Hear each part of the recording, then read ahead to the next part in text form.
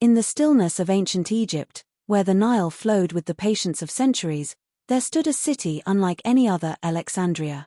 Founded by Alexander the Great in 331 BCE, the city was a jewel of the Mediterranean world. Its marble streets shimmered under the sun, its harbor welcomed ships from every known corner of the earth, and its towering lighthouse, the Pharos, guided sailors like a beacon of knowledge and ambition. But the true heart of Alexandria was not its markets or its monuments. It was its library, the Great Library of Alexandria. Within its walls, humanity had gathered its collective memory, scrolls of poetry from Greece, astronomical charts from Babylonia, medicine from India, philosophy from Athens, histories from Egypt. Legend claims that hundreds of thousands of papyrus scrolls rested there, waiting for the curious, waiting for the future. The library was more than a building. It was a dream, the dream that all human knowledge could live in one place, preserved against time. To step inside was to walk through centuries. Imagine it, the faint smell of ink and papyrus, the soft scratching of quills. The quiet footsteps of scholars moving between shelves as tall as city walls. Candles flickered, and the words of Homer, Plato, Confucius, and forgotten poets whispered to one another in the silence.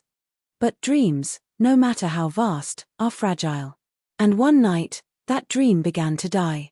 It was the year 48 BCE. The Roman general Julius Caesar found himself cornered in Alexandria.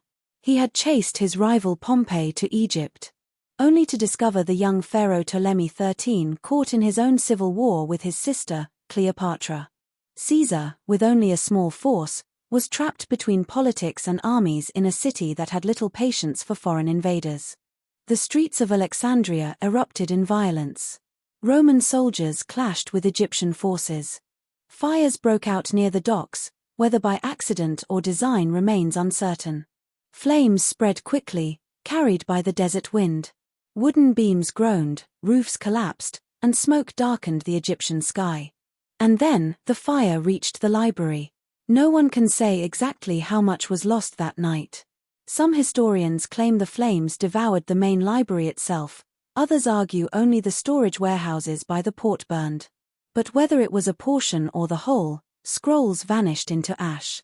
Knowledge collected over centuries, gone in hours. Works that might have changed the course of science, literature, or philosophy erased before they could even be read. Imagine the scene. A scribe, running through the smoke-filled halls, clutching a bundle of scrolls against his chest. A philosopher, coughing, refusing to leave, as if his presence could shield the words from fire. A librarian, staring in horror as the shelves glowed red and collapsed into embers. Outside, soldiers fought, unaware that a different kind of battle was being lost within those walls, a battle not for land or power, but for memory. The Library of Alexandria did not perish all at once. Fires may have struck it more than once across the centuries. Later rulers neglected it, wars shook the city, and slowly the collection dwindled until nothing remained. There was no single night, no single flame, but rather a series of tragedies. And yet in the story we tell, we condense it into that one moment, a fire in the night, knowledge turning to smoke. Why does the fall of the library haunt us so deeply? Because it is not just about papyrus and shelves. It is about the silence that followed. How many ideas died there before they could be born again? What secrets of medicine? What maps of the stars? What forgotten epics of human imagination turned to dust? We will never know. And yet, perhaps the greater truth is this: knowledge is never fully lost. Though Alexandria fell, its spirit lived on in other libraries, in Baghdad's House of Wisdom, in Constantinople's manuscripts, in monasteries where monks copied ancient texts by candlelight. Even today, when we turn the page of a book or search the vast libraries of the internet, we echo that same dream, the dream that knowledge can be gathered, shared, and protected. The story of Alexandria is a story of fragility, yes, but also of resilience. It reminds us that human progress is not guaranteed.